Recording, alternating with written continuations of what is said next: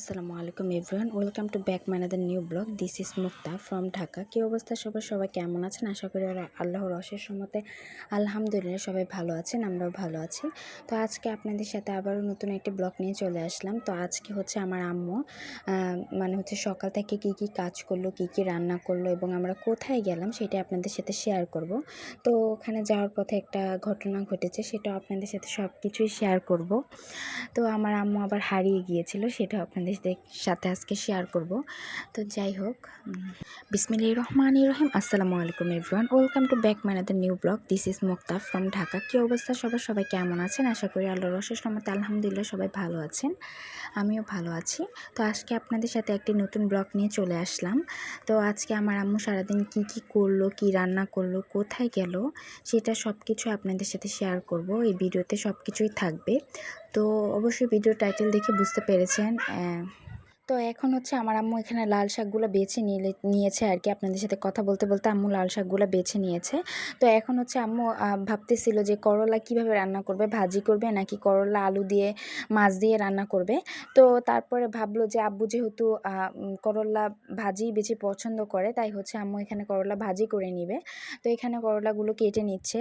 তো তারপর হচ্ছে আম্মু এখানে শাকগুলো ধুয়ে রান্না করতে বসিয়ে দিবে। তো আজকে হচ্ছে আমরা একটু বাহিরে যাব আর কি, একটা আন্টির বাসায় যাব। তো আন্টি হচ্ছে অনেক দিন ধরে, যখন আমি ক্লাস 10-এ পড়ি তখন আমাদের বাসায় একবার এসেছিল। তা আমি যখন আবার হচ্ছে ইন্টার পড়ি, তখনও আমাদের বাসায় ইন্টার পরীক্ষা দেওয়ার কিছুদিন আগে হচ্ছে আমাদের বাসায় এসেছিল আর কি। তো আমি ইন্টার পরীক্ষা দিয়েছি, অনেক দিন হয়ে গেছে, রেজাল্টও দিয়ে দিয়েছে। তো এখন যেহেতু অনার্সে ভর্তি হব, আর হচ্ছে আন্টি অনেক দিন ধরেই বলে গিয়েছিল আর কি যে ফোন দিয়ে আমার বাসায় যাবা, তোমাদের আমার বাসায় যেতে হবে। তো অনেক কিছুই বলে গিয়েছিল, তো যাওয়ার আর সময় হয়ে ওঠেনি। তো আজকে হচ্ছে আমরা অনেক ফ্রি আর কি, আমি আর আম্মু। তো আজকে আম্মু বলল যে সন্ধ্যার সময় গিয়ে আন্টির বাসা থেকে ঘুরে আসবে, আন্টিকে দেখে আসবে। তো কিছুদিন আগে আবার আন্টির ছেলের সাথে দেখা হয়েছিল। তো আন্টির একটা ছেলে আছে, তারপরে ছেলের বউ আছে, নাতি আছে। তো ওর বাসায় গেলে আপনারা সব কিছু দেখতে পারবেন, যেহেতু আপনাদের সাথে সব কিছু আমি শেয়ার করব। তো যাই হোক, এখানে কিন্তু আম্মু প্রথমে হচ্ছে রসুনগুলো ছেঁচে নিয়েছিল। তো ছেঁচা রসুন হচ্ছে শাকে কিংবা কোনো তরকারিতে দিলে কিন্তু অনেক ঘ্রাণ হয়। তো যাই হোক, তারপরে হচ্ছে এখানে আম্মু মরিচগুলো হচ্ছে কেচি দিয়ে কেটে নেবে, যেহেতু শাক রান্না করলে মরিচ লাগে, শুকনা মরিচ।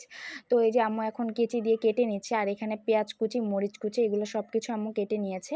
তো তারপর হচ্ছে আম্মু শাকগুলো ধুয়ে নিয়েছিল, আর এদিক দিয়ে হচ্ছে আমি একটু ঘর দুয়ার পরিষ্কার করছিলাম আর কি, ঘর ঝাড়ু দিয়েছিলাম, বিছনা গুছিয়েছিলাম। তো যাই হোক, এদিক দিয়ে হচ্ছে আম্মু এখানে রান্না করার জন্য সব কিছু গুছিয়ে নিয়েছে। তো আরও কী রান্না করবে সেটাও আপনাদের সাথে শেয়ার করব। তো এখানে হচ্ছে আম্মু রসুনগুলো দিয়ে এই যে শাকগুলো ধুয়ে নিয়েছে। তো এখন হচ্ছে শাকগুলোর পানিগুলো ভালো মতো ঝরিয়ে নিবে। আর এখানে হচ্ছে একটা ডিব্বার মধ্যে কাঁচা মরিচ, তারপর হচ্ছে এখানে পেঁয়াজ কুচি আর এই যে মরিচ কেটে নিয়েছে।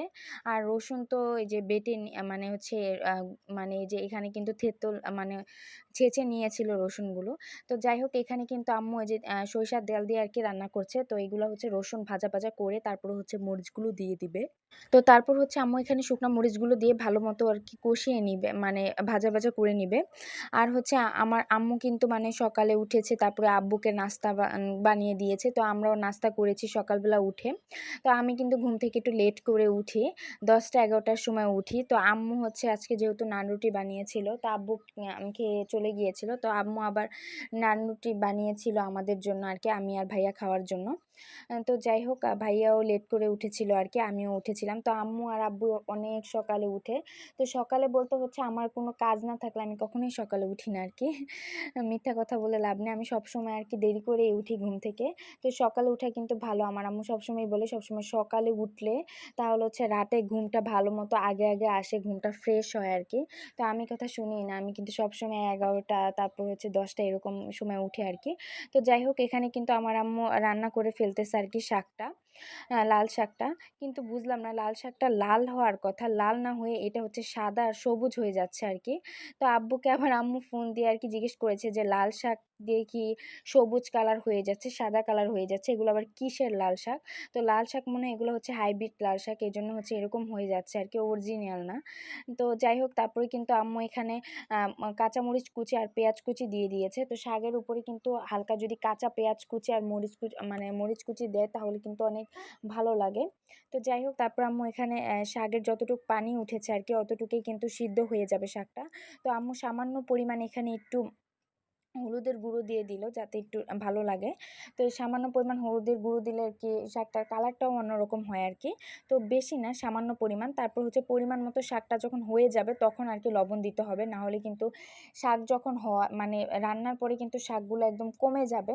তো কমে গেলে বেশি নোনতা নোনতা লাগবে, তাই হচ্ছে শাকটা হওয়ার পর কিন্তু লবণ দিতে হবে আর কি। তো যাই হোক, তারপরে এখানে কিন্তু আম্মু যেহেতু আবার কাঁকরোল মানে কাঁকরোল ভাজি করে যেহেতু পেঁয়াজ দিয়ে আর কি করবে আর কি। তো আপনারা দেখতেই পারবেন পেঁয়াজ দিয়ে আর কি করে আর কি, পেঁয়াজ দিয়ে ভুনা করবে। তাই হচ্ছে আম্মু এখানে কাঁকরোলগুলো কেটে নিচ্ছে। আর কাঁকরোল কিন্তু আমার খুবই ফেভারিট, আমি কাঁকরোল খুবই পছন্দ করি। তো আম্মু এখানে বিভিন্ন সাইজ করে আর কি কাঁকরোলগুলো কেটে নিল, গোল করে লম্বা করে। তো এই যে দেখেন, তো কাঁকরোল ভাজা কিন্তু আমার খুবই পছন্দ, কাঁকরোল ভাজি ভাজা সব কিছুই পছন্দ, মানে কাঁকরোলটাই আমার বেশি ভালো লাগে। তো ভাজলে আমার বেশি ভালো লাগে। তো এখানে আম্মু পরিমাণ মতো কিন্তু এখন মাখিয়ে রাখবে, হলুদের গুঁড়া, মরিচের গুঁড়া, পরিমাণ মতো লবণ, ধনিয়ার গুঁড়া আর সামান্য পরিমাণে একটু জিরার গুঁড়া দিয়ে ভালো মতো করে এখানে কিন্তু মাখিয়ে রাখছে আর কি। মাখায় রাখার পর আম্মু অন্য কিছু রান্না করবে। তো এটা একটু মানে আধা ঘন্টার মতো রেখে দিবে। রেখে দিলে কি হয়, সব কিছু আর কি ঢুকে এটার মধ্যে আর কি। তো ঢুকলে কিন্তু অনেক ভাল লাগে, ঝাল ঝাল লাগে আর খুবই মজা লাগে। তো যাই হোক, এখানে কিন্তু আম্মু এগুলা মাখাচ্ছে আর এদিক দিয়ে কিন্তু মানে আমি একদম গোসল টোসল করে রেডি হয়ে গিয়েছি আর কি। তো তারপর হচ্ছে আম্মু গোসল করবে, নামাজ পড়বে, তারপর হচ্ছে আসরের নামাজ পড়বে, তারপর হচ্ছে মাগরিবের নামাজ পড়ে তারপর হচ্ছে বাইরে বের হবে। তো যাই হোক, আপনারা ইনশাআল্লাহ সম্পূর্ণ ব্লগটি দেখতে থাকুন। এই ব্লগটি কিন্তু রাত পর্যন্ত চলবে। তো যাই হোক, তারপরে কিন্তু আম্মু এখানে আধা ঘন্টা পর আম্মু কিন্তু এখন গোসল করে এসেছে আর কি, একদম মানে হচ্ছে জোহরের নামাজ পড়ে আম্মু এখন এসে পড়েছে। তো যাই হোক, এখানে কিন্তু কাঁকরোলটা আম্মু মেরিনেট করে মানে মাখিয়ে রেখেছিল আর কি। দেন এখানে কিন্তু আম্মু হচ্ছে এগুলা তেলে হচ্ছে কাঁকরোল ভেজে নিবে ফার্স্টে। তো এই যে ভাজা কাঁকরোল প্রথমে হচ্ছে ভালো করে ভেজে তারপর হচ্ছে পেঁয়াজ দিয়ে তারপরে ভুনা করবে। যাই হোক, আপনারা দেখতেই পাবেন সম্পূর্ণ ভিডিওটি দেখলে। তো এখানে হচ্ছে কাঁকরোল ভাজতে কিন্তু প্রচুর পরিমাণ তেল লাগে। তো এই যে আম্মু যতটুকু তেল দিয়েছে তো অতটুকুও কিন্তু হচ্ছে না, একদম সব পরিমাণ তেল খেয়ে ফেলছে আর কি কাঁকরোল। এই যে সাইড দিয়ে যেগুলা সেগুলাই কিন্তু তেলই নেই। তো এই যে এখন আম্মু সবগুলা কাঁকরোল দিয়ে দিয়েছে একবারেই ভাজা ভাজা করার জন্য আর কি, যেহেতু এগুলো দিয়ে আর কি আবার মানে ভুনা করে তারপরে ভাত খাওয়া হবে, তাই হচ্ছে আম্মু সবগুলোই দিয়ে দিয়েছে।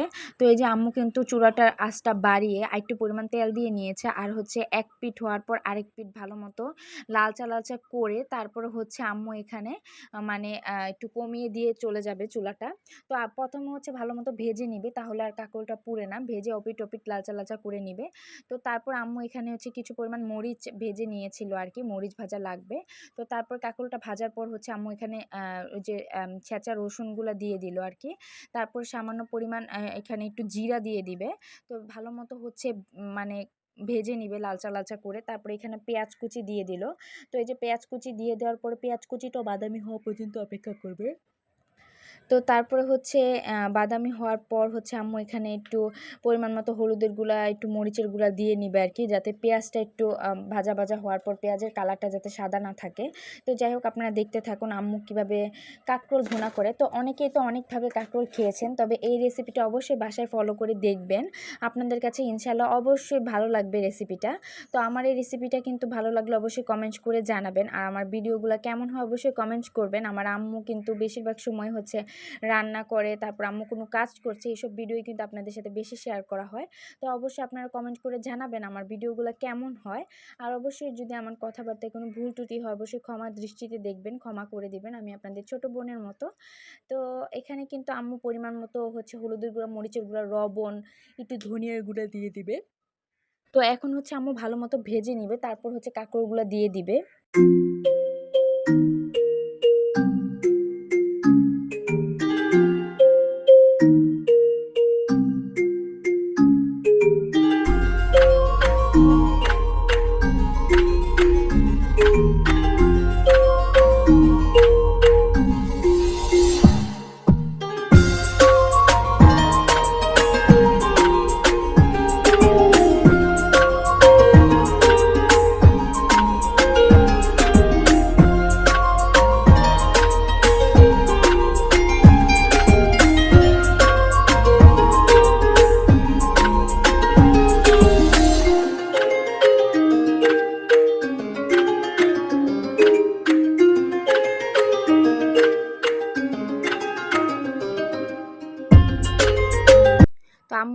কিন্তু কাঁকরোলগুলো দিয়ে অলরেডি হচ্ছে মানে এটা কিন্তু কোনো পানি দেওয়া যাবে না। পানি ছাড়া কিন্তু এটা তো মানে হচ্ছে আমি ভাজা কাঁকরোলকে পেঁয়াজ মরিচ দিয়ে আর কি ভুনা করব, তাই কোনো পরিমাণ পানি দেওয়া যাবে না। মশলাটা একটু পানি দিয়ে কষিয়ে তারপর হচ্ছে কাঁকরোলগুলো দিয়ে এখন 5 মিনিটের মতো করা আছে কিংবা 10 মিনিটের মতো রেখে তারপরে কিন্তু তুলে ফেলবো। তো এই যে দেখেন আমার কিন্তু কাঁকরোল ভাজির রেসিপিটা পুরোপুরি কমপ্লিট, আর এদিক দিয়ে কিন্তু শাক ভাজিটাও কমপ্লিট। তো এখন হচ্ছে আমরা দুপুরের খাওয়া দাওয়া করব, আমি আম্মু ভাইয়া আমরা হচ্ছে খাওয়া দাওয়া করব। তো এই যে দেখেন লাল শাক আর হচ্ছে মানে হচ্ছে এই যে কাঁকরোল কাঁকরোল ভুনা, এটাই হচ্ছে আমাদের আজকের রেসিপি। তো যাই হোক এখানে আম্মু হচ্ছে আবার তো এখানে হচ্ছে আম্মু এই যে মরিচগুলো কেটে নিবে। তো এখন আম্মু হচ্ছে এই যে করলা ভাজির জন্য যে করলাগুলো কেটেছিল আজকে, এখন হচ্ছে করলা ভাজি করবে। তাই হচ্ছে আম্মু এখানে ভালো মতো করে মরিচগুলা কেটে নিচ্ছে। তো কাটার পরে হচ্ছে এখানে আম্মু এখন করলা ভাজি করবে। তো আমার সাথে আবার কথা বলছিল, ভাইয়ের সাথেও কথা বলছিল। তো আমরা কিন্তু এখন খাওয়া দাওয়া করে ফেলেছি। তো আমার আম্মু এখনও খাওয়া দাওয়া করেনি। তো আম্মু হচ্ছে এটা রান্না করার পর খাবে আর কি। তো এখানে আম্মু পেঁয়াজ কুচি মরিচ কুচি দিয়ে ভালো মতো লালচা লালচা করে তারপরে যে রসুনগুলো আবার থেতু করে নিচ্ছে, যেহেতু রসুনগুলো থেতু করা মানে ছেঁচা দিয়ে নিলে একটু ঘ্রাণ হয়, তাই হচ্ছে আম্মু একটু ছেঁচা দিয়ে নিচ্ছে আর কি। তো এই যে রসুন কুচি দিয়ে দিয়েছে, এখন আম্মু হচ্ছে করলাগুলো দিয়ে দিবে। তো করলার পেঁয়াজ কিন্তু এত ভাজা ভাজা করলে করলাটা তিতা হয়ে যাবে, তাই আম্মু এত ভাজা ভাজা করবে না। তো যাই হোক এখন আম্মু হচ্ছে ভালো মতো করে করলাগুলো দিয়ে ভালো মতো নাড়াচাড়া করবে, আর একটু পরিমাণ হলুদের গুঁড়া আর হচ্ছে হলুদের গুঁড়া আর লবণ দিয়ে ভালো মতো নাড়াচাড়া করে একটু ভাজা ভাজা করলেই করলা ভাজিটা কমপ্লিট হয়ে যাবে। তো আপনারা দেখতে থাকুন।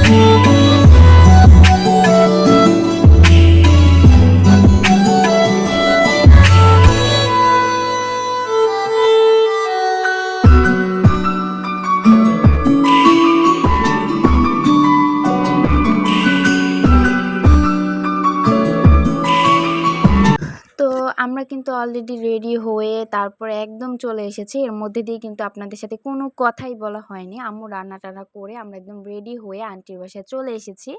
তো এখন হচ্ছে আমরা লিফট দিয়ে, আন্টির বাসা হচ্ছে ৮ তলা।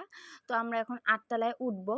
তো লিফটের মাঝে একটা ঘটনা ঘটেছে, সেটা হলো আপনাদের সাথে পরে শেয়ার করছি। তো এই যে দেখতেই পাচ্ছেন আমি আর আম্মু কিন্তু লিফটে, আরেকটা লোক।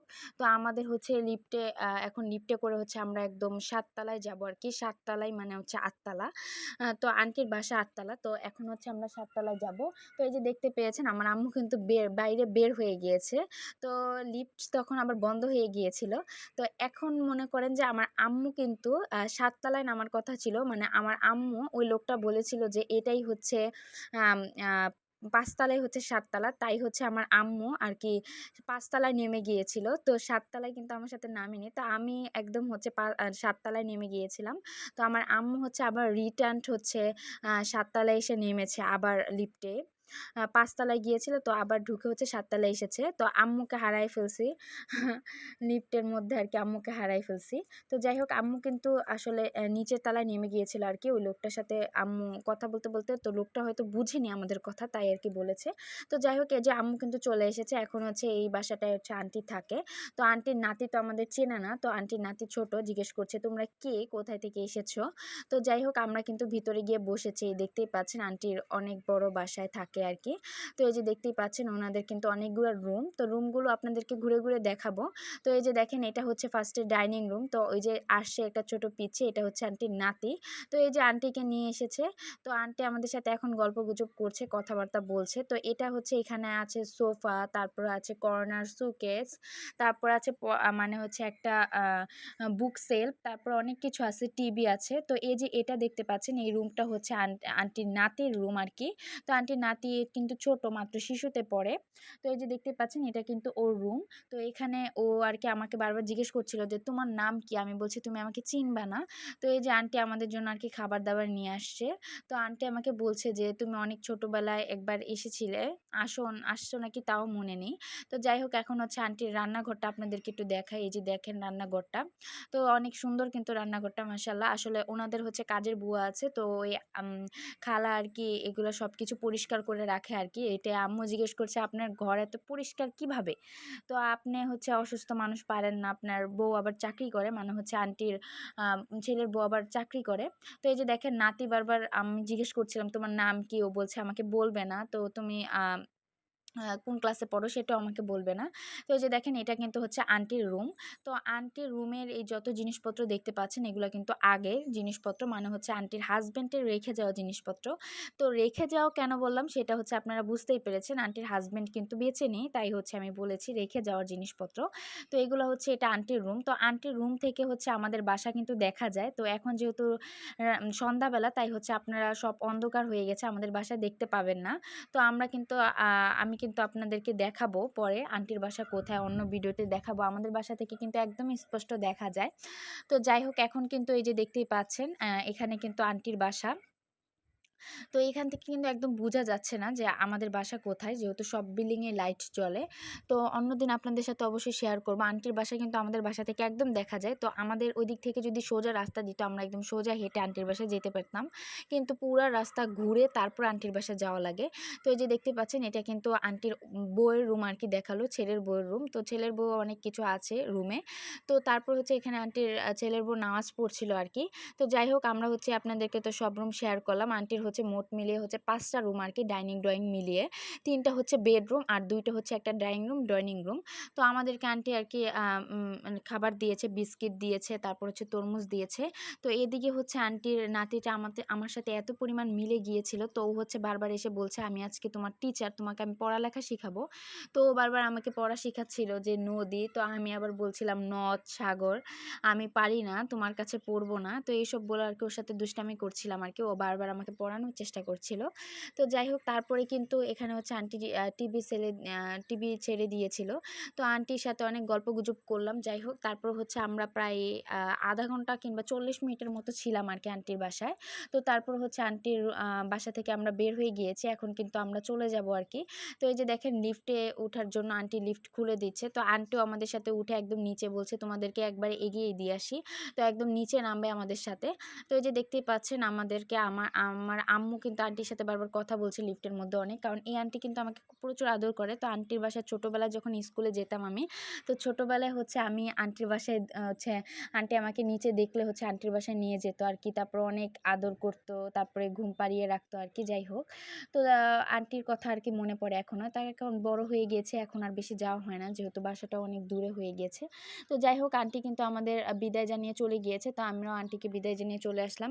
তো এখানে দেখতে পাচ্ছেন একটা গোলাপ ফুল গাছ। তো এই এরিয়াটা এত পরিমাণ সুন্দর আর এই গাছগুলো এত পরিমাণ ভালো লাগছে।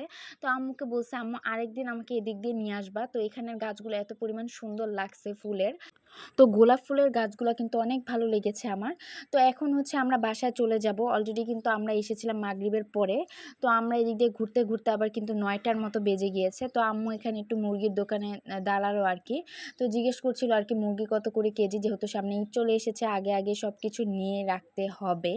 আবার হচ্ছে আমরা যেহেতু গ্রামে যাব, তাই হচ্ছে আম্মু ভাবছিল আরকি যে ঈদের সময় তো গরু খাবোই, তো মুরগি রান্না করে নিয়ে যাব আরকি আমরা গ্রামে।